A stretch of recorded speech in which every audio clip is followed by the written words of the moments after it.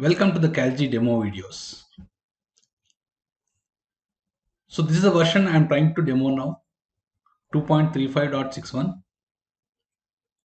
and today the demo is on virtual sensors. Virtual sensors are becoming more popular because of two scenarios. In scenario 1, the virtual sensors are going to replace the actual sensors. In scenario 2, the virtual sensors are going to help the controlling of vehicle or engine when the real sensor is in failure. So whatever is the scenario, the virtual sensors optimization is very critical as this is going to replace the value of real sensor. So today I'll go through the three virtual sensor demos. One is the engine out knock sensor, the other one is engine out soot sensor, other one is engine mass airflow sensor. So let me go to NOx sensor. As we are saying, this is going to replace the real sensor. So we will be mapping with respect to logic, which involves different parameters.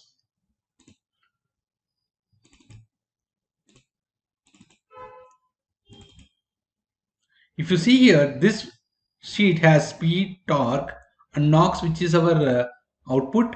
This is what we are trying to create as output. This is the virtual sensor value which we are trying to create, and this is the real sensor value from the sheet. And there is no fuel quantity. We have fuel pressure, fuel temperature, main injection timing, main injection quantity, and we have atmospheric air temperature, air pressure, intake manifold pressure, intake manifold temperature, and fresh mass airflow and air fuel ratio. So we already mapped all the right parameters. This gives you model data.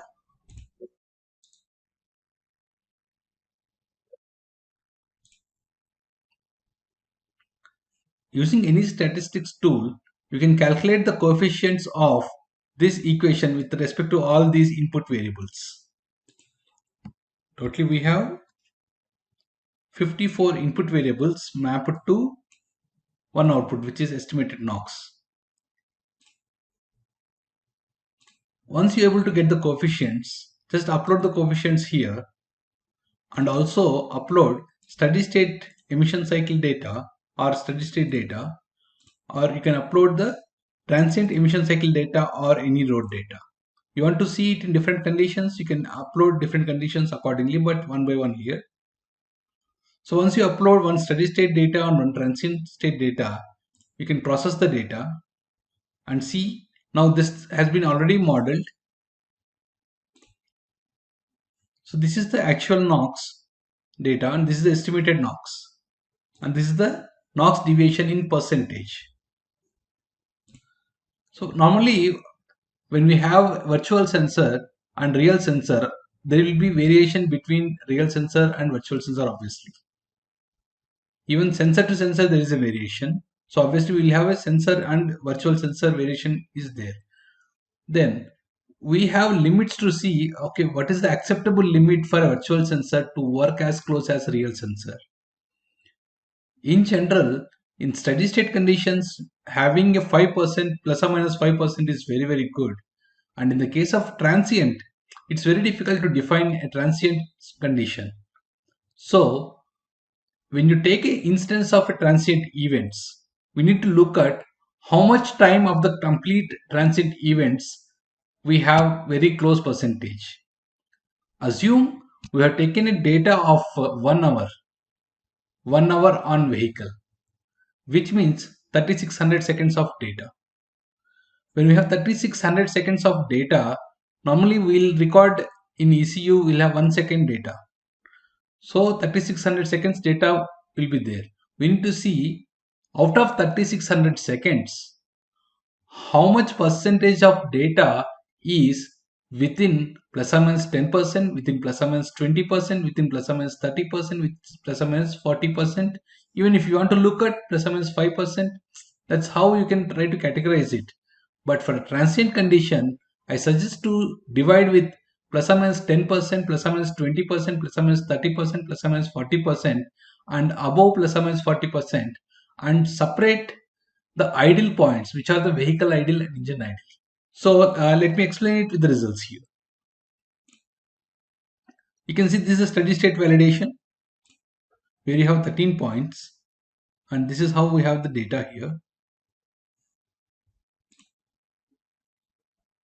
So in steady state, you can see, as we said, steady state, we are always closely looking for plus or minus 5%, and you can see almost all the points, this is too much. So we need to optimize it properly. Here you can, it can be basically you need to optimize the coefficient so that this can be within plus or minus 5%. Then going into test cell and creating one more test doesn't make sense when the results here itself is way beyond the acceptable limits. Let's see the transient state results. You can see here, as I suggested earlier, so this data has total points 1800, which is 30 minutes of data.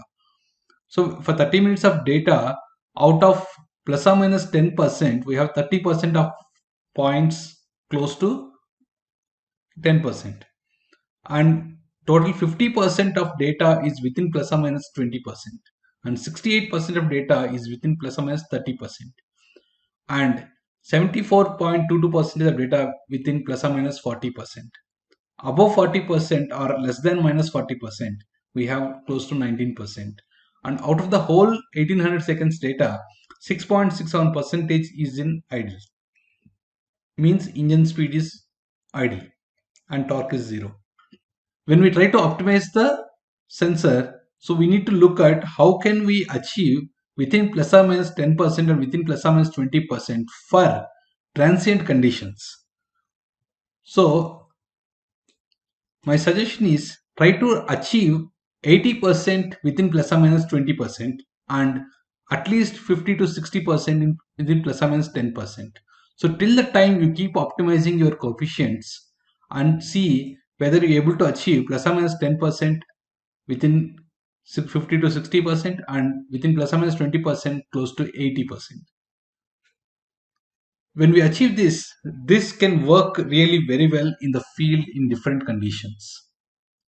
So here we need to optimize the NOx coefficients. Let me show you soot estimator now. This is a virtual soot sensor. The inputs remain very same.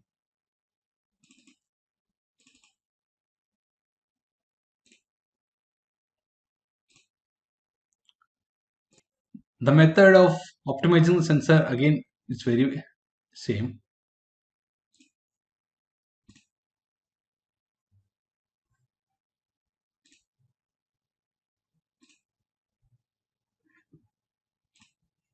So we uploaded the data. So we need to upload the coefficients.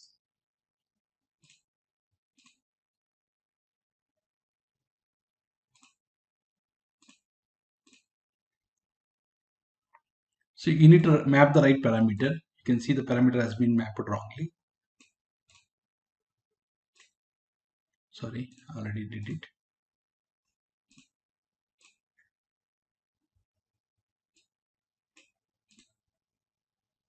Okay, this was missing. Yeah.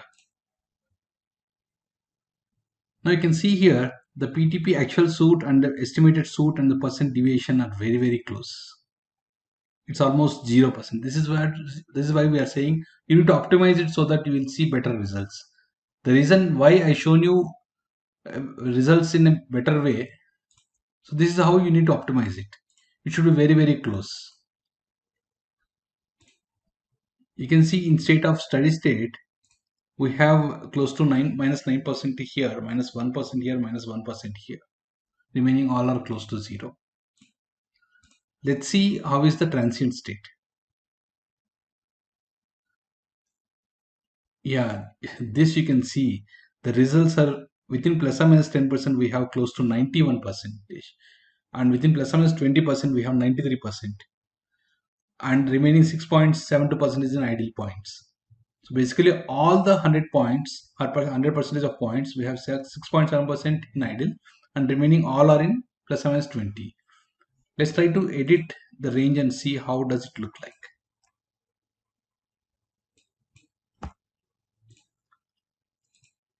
So you can see here, when you optimize the virtual sensor properly, it is very close to the real sensor values.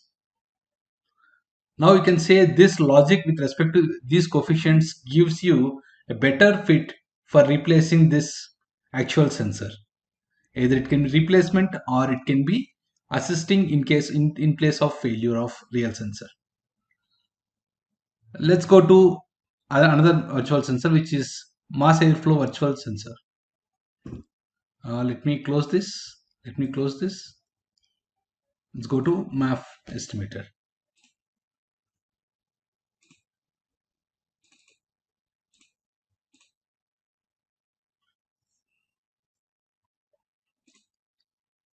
So process remains same,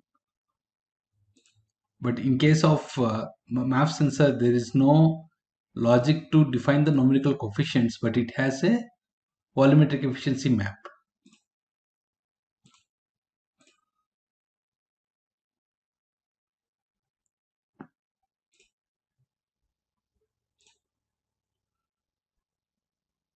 So you can see here, right now we have a axis of, this is a map, volumetric efficiency map, which has speed as x-axis and y as torque, and z is the volumetric efficiency. And you can see 1 2 3 4 5 6 7 8 9 10 10 x-axis count and 8 y-axis count.